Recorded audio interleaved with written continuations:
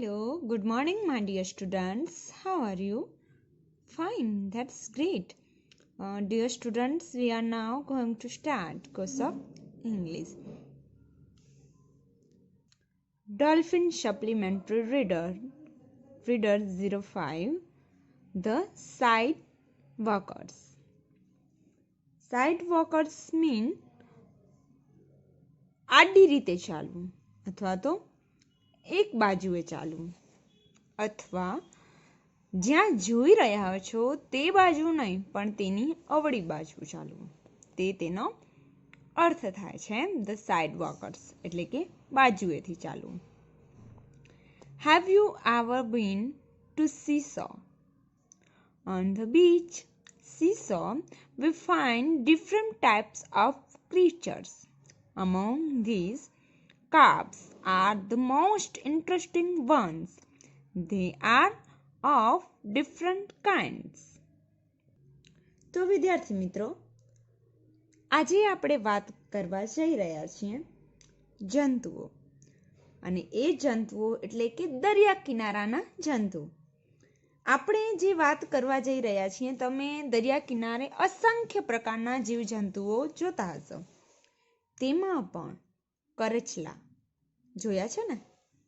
આટલા ઘણા બધા પગ હોય અને એવી રીતે ચાલતું હોય કે આપણને એને જોવાની પણ મજા પડી જાય. તો કરચલાની વાત કરવા જઈ રહ્યા છીએ અને તેના વિશે તમે જો ખબર હોય તો તે જે દિશામાં ચાલે છે ને તે દિશામાં તેની દ્રષ્ટિ હોતી નથી. એટલે કે જે બાજુ તે જોતું હોય આપણને એમ થાય કે આ કરચલો તો મારી સામે જોઈ રહ્યો છે અને મારી તરફ જ આવી રહ્યો છે, પણ એવું કશું એ હોતું નથી. કરચલો જે સાઈડ જુએ છે તેની ઉત્તર કે દક્ષિણ કે પૂર્વ કે પશ્ચિમ બાજુએ તે ચાલતું હોય છે. એટલે આ ડર હંમેશા પોતાના અંદરથી કાઢી નાખો કે કરચલો જો તમારી સામે જોતો હોય તો એ તમારી પાસે આવશે અને તમને કરડશે. Okay, understand?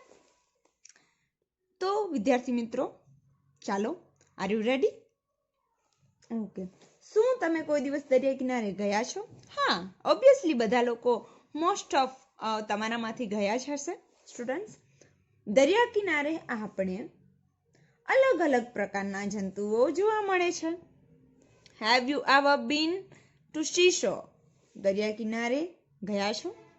On the beach, seesaw with different types of creatures. અલગ અલગ પ્રકારના જંતુઓ જોવા મળે છે. Among these, crabs are the most interesting ones. તેમાં આજે આપણે કરચલાની વાત આ લેસનની અંદર કરવાની છે. They are of different kinds. તો ચાલો યાદ કરો વિદ્યાર્થી મિત્રો તમે ગયેલા દરિયાઈ પ્રવાસને. Okay, recall your visit to seesaw. What do you see here? યાદ કરવાની છે આપણે. Just as people differ in the personality, crabs are different too. Some are impatient, restless, intolerant, not able to raise emotions, and short-tempered. Others are lazy. જેવી રીતે વ્યક્તિનું વ્યક્તિત્વ હોય ને તેવી જ રીતે કરચલાનું પણ વ્યક્તિત્વ હોય છે. અલગ અલગ પ્રકારના નેચરવાળા આપણા અંદર પણ ઘણા માણસો હોય. કોઈક ગુસ્સાવાળા હોય, કોઈક દયાળુ હોય, કોઈક નમ્ર હોય. તો તેવી રીતે કરચલાની અંદર પણ તેમનું અલગ અલગ પ્રકારના વ્યક્તિત્વ જોવા મળે છે. હવે આ અલગ અલગ પ્રકારના જે નેચરવાળા કરચલાઓ પણ હોય છે. હવે કેટલાક એમાં કેવા હોય છે? ઇમ્પેશન્સ, અધીર્યા. માણસો પણ અધૂરો હોય. અધૂરો ગણો છલકાય ગણો તો એવી રીતે અધીરાય હોય છે.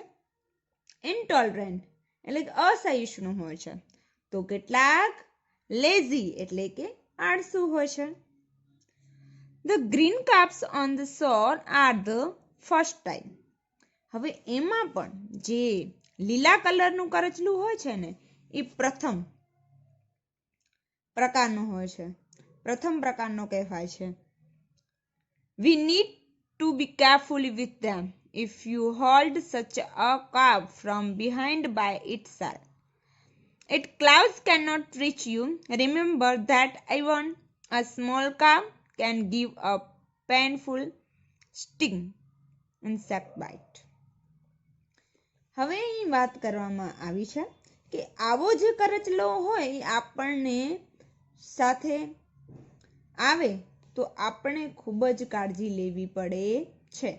જો આવા કરચલાને પાછળના ભાગથી પકડી લેવામાં આવે તો તેના જે નોર છે ને નોર તે તમારા સુધી પહોંચી શકતા નથી. નોર વિશે આપણે આગળ માહિતી મેળવીશું. નોર એટલે શું? તો એના જે નોર છે ને તે પહોંચી શકતા નથી અને એક નાનકડો કરચલો પણ આપણને અસહ્ય પીડા આપી શકે છે કે જેને આપણે સહન ન કરી શકીએ. અને ઘણા બધા દરિયા કિનારે જાય તો તેમને વળગ્યા પણ હશે, તો એ પણ હોઈ શકે. Next paragraph. Like other carps, the short carp too has a pair of claws, sharp nails, as well as 4 pairs of walking legs with which it can move quickly. The carp is a stylish walker. If it had in the north, it would walk either in the east or in the west. આપણે પહેલા જ વાત કરી કે બીજા કરચલાની માફક દરિયાઈ કરચલાના પણ 2 નોર હોય છે. તેને 8 પગ હોય છે જેથી તે ઝડપથી દોડી શકે છે. અને આ જે કરચલો હોય છે ને તે સ્ટાઇલિશ એટલે કે તે અલગ રીતે ચાલે છે. જો તેનું માથું ઉત્તર દિશામાં હોય તો એ પૂર્વ અથવા પશ્ચિમ બાજુ જાય છે. તો આપણે ઘણી વખત એ બાજુ એ દોડાદોડ કરતું હોય, સીધું સ્ટ્રેટ આવતું નથી. અને આવા કરચલાને દરિયા કિનારે જોવા ખૂબ જ રમૂજી તેમજ રહસ્ય હોય છે. Okay, so when you find that a carp looking at you, don't be afraid. ત્યારે તમારે ડરવું જોઈએ નહીં. અફ્રાઇડ એટલે કે ડરવું નહીં. It won't rush straight to you. It is really funny to see these sidewalkers moving across. ખૂબ જ રહસ્ય રમૂજી લાગે છે. Next. Long ago carps used to swim, but now most of them don't. They have shorter tails now because they have stopped using them for swimming. હવે ઘણા વર્ષો પહેલા કરચલા જે હતા ને પાણી અંદર તરવાની આદત હતી, પણ અત્યારે તે આદતમાંથી તેમણે છુટકારો મેળવી લીધો. અત્યારે તે લોકોની પૂંછડી છે એ નાની છે કારણ કે તેમણે તેને તરવા માટેનો ઉપયોગ કરવાનું બંધ કરી દીધું છે.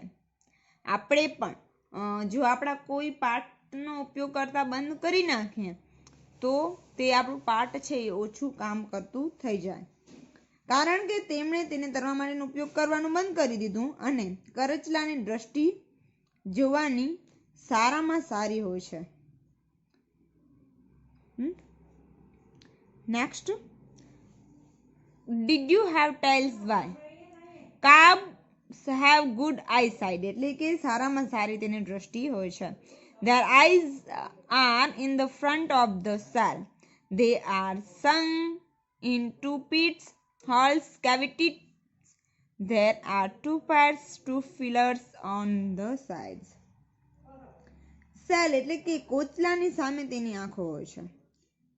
બેઓ બાજુ પર 2 જોડ ફિલર્સ. હવે ફિલર્સ મીન્સ કે આપણા માણસની અંદર ફિલર્સ એટલે એ કે એના હાથ જે બધું ટચ કરી શકે છે, અનુભવ કરી શકે છે.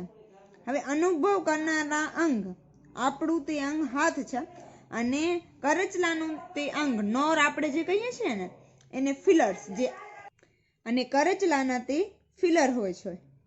તો જે અનુભવ કરી શકે ને તેને ફિલર્સ કહેવામાં આવે છે. Next paragraph. The thick shell provide protection. Do you know that the carp change its shell?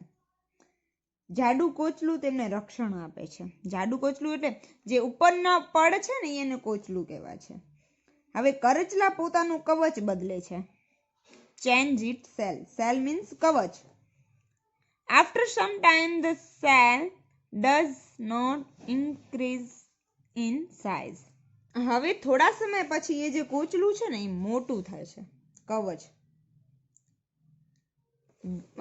So when the crab increase in size, there is a spalt in the lower portion of the shell.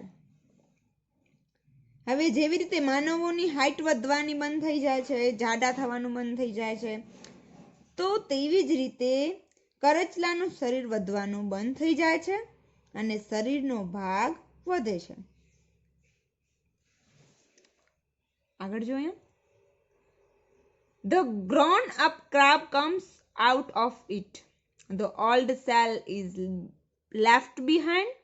This empty shell too looks like a carb. This process shedding off એટલે કે ખોરવવું પડવું, છોડવું પડે. The shell or armor plate worn by soldiers for protection is called molting. હવે આ જે વાત છે એવું કહેવા માંગે છે કે ત્યારે એક જે કરચલું હોય છે ને એને છોડવું પડે છે અને ત્યારે તેમાંથી મોટો થયેલો કરચલો બહાર આવે છે. એટલે એવી પ્રક્રિયા એની અંદર થતી જોવા મળે છે. Next. When the carp without shell, it has no protection against enemies. હવે જ્યારે આ કરચલા પોતાના કવર વિના હોય ને ત્યારે તેના સામે દુશ્મનોનો સામે કોઈ પણ પ્રકારનું રક્ષણ મળતું નથી. So it hides itself away for sometimes some crack of rock or hole.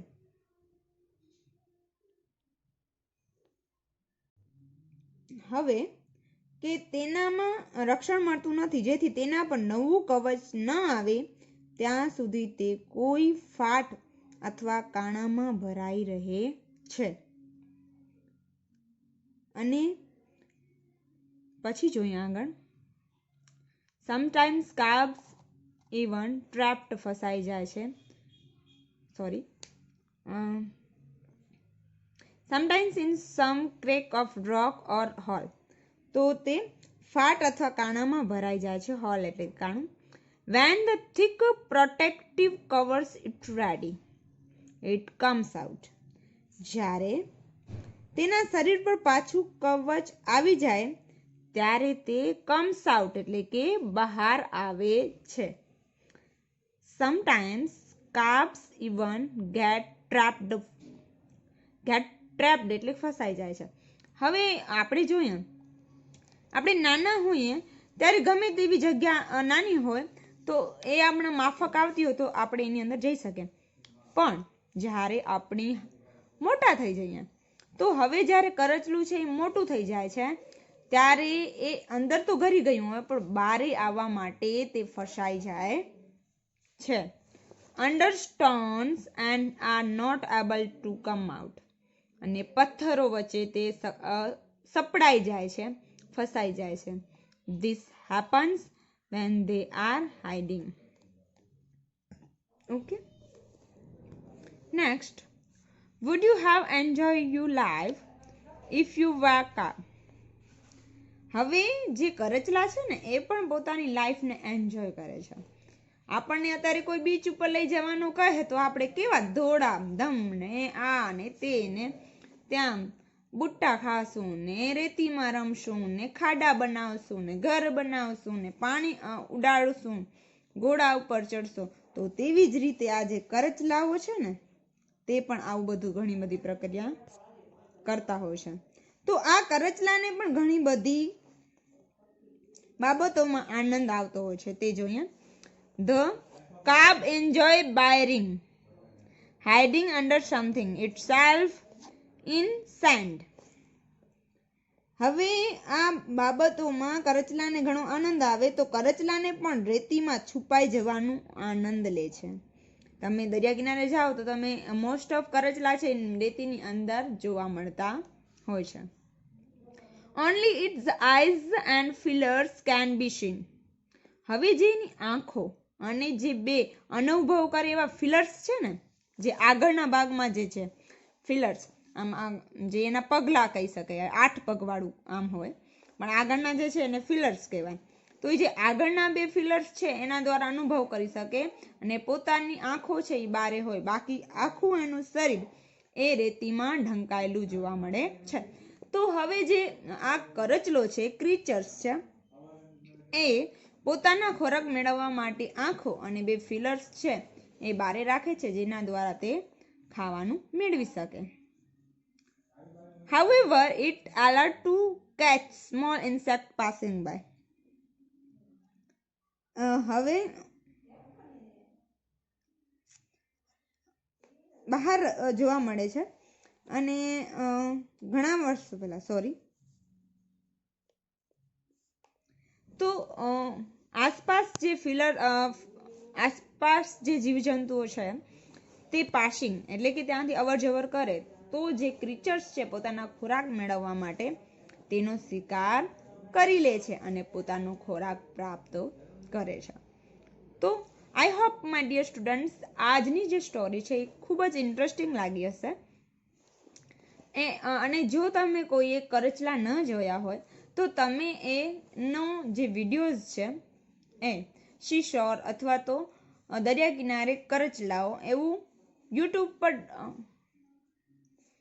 Search કરશો તો બી તમને એમનો વિડીયો જોવા મળશે કે કરચલાનું જીવન કેવું હોય છે, કરચલાનો દેખાવ કેવો હોય છે. મોસ્ટ ઓફ તમને માહિતી યુટ્યુબ ઉપર અવેલેબલ છે, તે મળી શકે છે. ઓકે, તો હજી જો તમે દરિયા કિનારે ના ગયા હો અને તમે જો ના જોયું હોય તો તમે તેની મુલાકાત થોડા દિવસોમાં જો જવાનું થાય મમ્મી પપ્પા સાથે તો તમે એની મુલાકાત લઈ શકો છો અને તમે તેને જોઈ શકો છો. અને કેટલું આ રહસ્યમય આનંદ લેવા જેવું છે અને કરચલાને જોવાની પણ એક અલગ મજા છે અને તે માણવાની પણ અલગ મજા હોય છે. ખાલી પાણીની દરિયા કિનારે જઈને ખાલી પાણીમાં રમવું એ મહત્વનું નથી હોતું, પણ સાથે સાથે આવા કેટલાક જીવજંતુઓને પણ જોવાથી અનેરો આનંદ મળે છે.